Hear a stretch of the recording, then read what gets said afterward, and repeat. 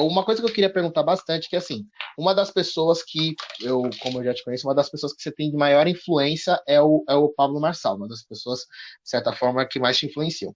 E aí, mano, um assunto bem da hora pra gente poder conversar, que eu achei interessante a gente poder trazer aqui, que é uma das, digamos assim, filosofias, não sei se pode se dizer em filosofias, né? Mas é uma das coisas que o Paulo mais ensina, né, para as pessoas que o seguem, é o famoso vai cuidar da sua vida, né? É aquela famosa frase. E você, pelo que eu te conheço, você aplica muito essa frase, o vai cuidar da sua vida na sua vida. Cara, o que exatamente significa? Eu sempre tive curiosidade. Eu sei o que é, mas acredito que muita gente até, de certa maneira, pode achar essa frase um pouco arrogante ou ignorante ou grosseira, né? Mas vamos desmistificar isso agora, né? O público, os católicos que estão assistindo aqui, vamos desmistificar isso agora. O que significa para você, não exatamente para o Pablo, mas para você? O que você olha o vá cuidar da sua vida para você? Boa.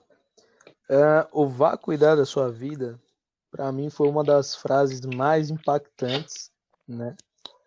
E eu adotei como filosofia de vida. Não dá para ser 100%, mas é umas premissas bem importantes para mim. Basicamente, cara, é você voltar a sua atenção para a sua vida, né? Para o seu desenvolvimento, para a sua família, para a sua casa, para tudo aquilo que você tem construído ou deixar de construir, porque muita gente foca na vida dos outros, começa a comparar, né, o palco com os bastidores, não sabe o que se passa na vida das pessoas que estão no mercado, que são famosas, que têm visibilidade, e começa a gerar essa comparação desnecessária. E o vácuo da sua vida é basicamente isso, cara.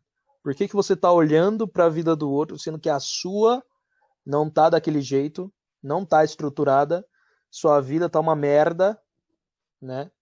A sua família não é bem cuidada, a sua casa não está limpa, não está ajeitada, não está organizada, a sua empresa não tem resultado e você está perdendo tempo vendo o que o influenciador na internet está fazendo, que roupa ele está comprando, qual carro ele está dirigindo, né?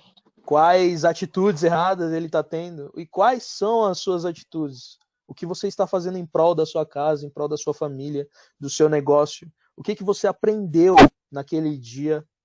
E é uma das coisas que eu carrego todos os dias. Eu preciso aprender algo novo, porque senão aquele dia para mim não valeu. Então, vá cuidar da sua vida é isso, cara. Por que você está se comparando aos outros? Por que você está olhando a vida dos outros e você não está cuidando da sua vida? Por que você está perdendo mais tempo fofocando, falando mal, enfim, perdendo tempo no scroll lá do feed do Instagram, vendo a vida perfeita das pessoas no Instagram e você não faz da sua vida uma vida perfeita? Você não garante o futuro dos seus filhos, né? Qual que é a desculpa de você fazer? Porque você não está cuidando da sua vida. E é por isso que ele usa muito isso. Que as pessoas, eles. O que acontece?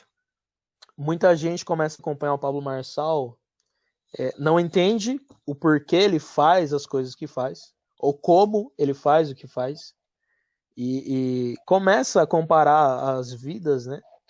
E assim, pelo que ele contou, ele teve uma vida de muitos brasileiros, né? Até que aconteceu a grande virada de chave da vida dele e ele se tornou quem ele é hoje. Mas ninguém acompanhou a trajetória dele, né? E o que ele fez em todos esses anos? Ele se preocupou com a vida dele.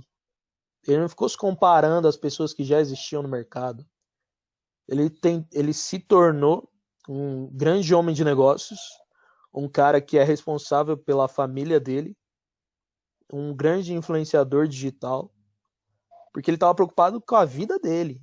Ele não estava preocupado com o que você está pensando, com o que você está falando, com o que você está vivendo, né? Então, eu acho que a base até para construir uma sociedade que tenha um pensamento bem estruturado e que vá fazer com que tudo evolua aqui é justamente isso.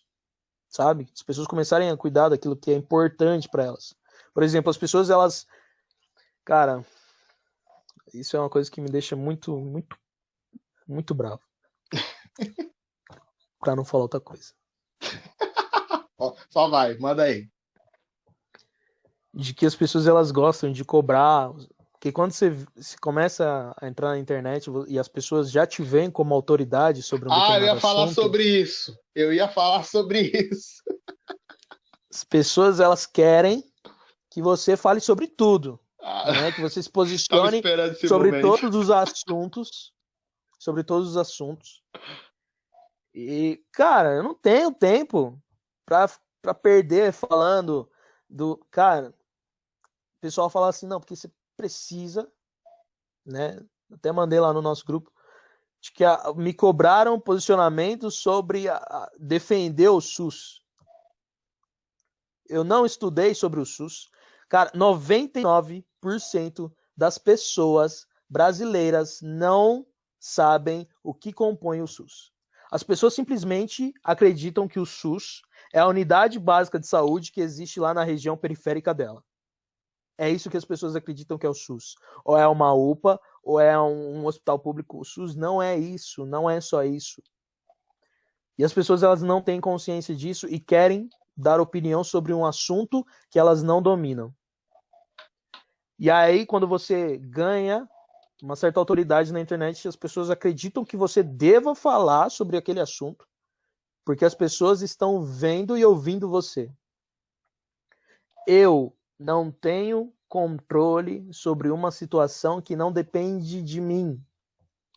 E as pessoas precisam entender isso quanto antes.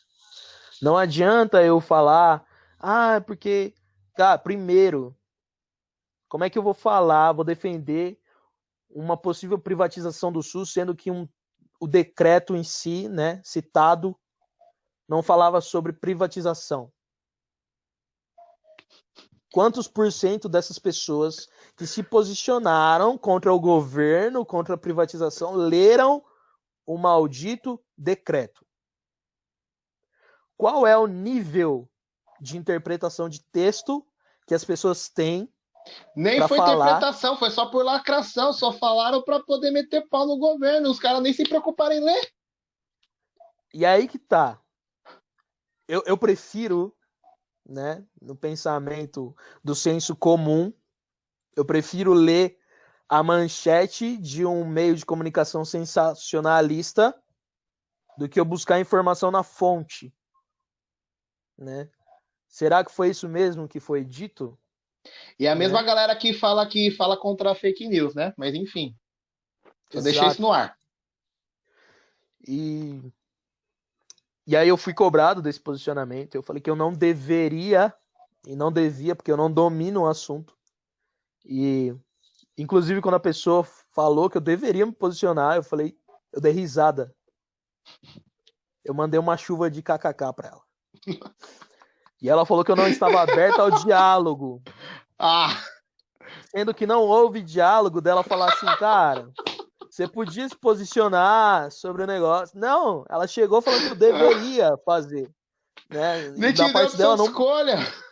Exatamente, né? Na verdade, ela tirou a minha opção de escolha.